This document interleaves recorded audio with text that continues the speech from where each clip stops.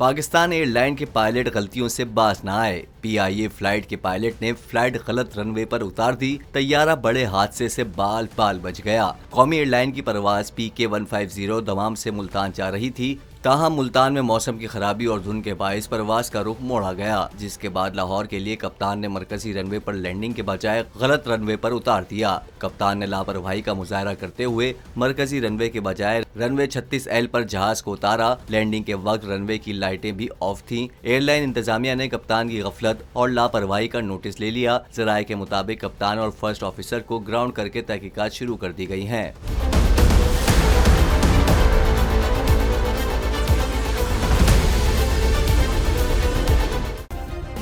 Subscribe करें और bell दबाएं ताकि कोई खबर रह न जाए।